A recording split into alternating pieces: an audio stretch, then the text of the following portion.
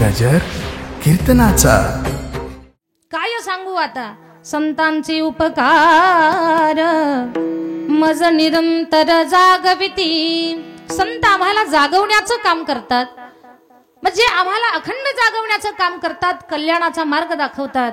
अशा संतांच्या बाबतीमध्ये काय द्यावे त्यासी व्हावे उतराई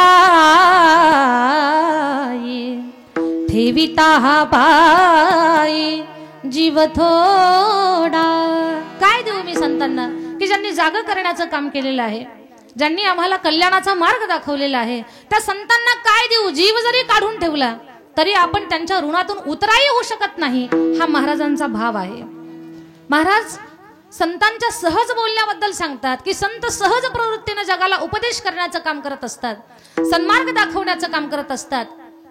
पण सर्वांना सरळ सांगून जमत नाही, मग कधी कधी महाराज अट्टहासाने आपल्याला परमार्थाची वाट दाखवण्याचा प्रयत्न करतात।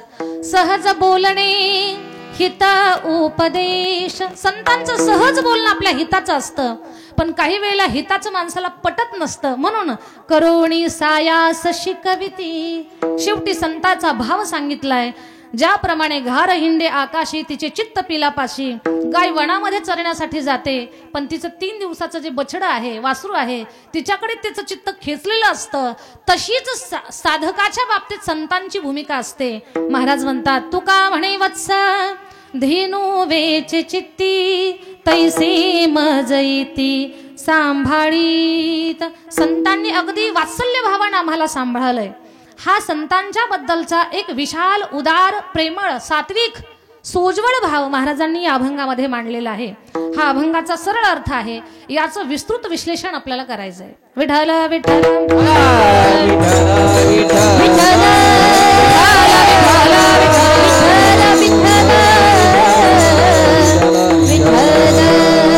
अभंग जगद्गुरु तुकोबारायांचा आहे।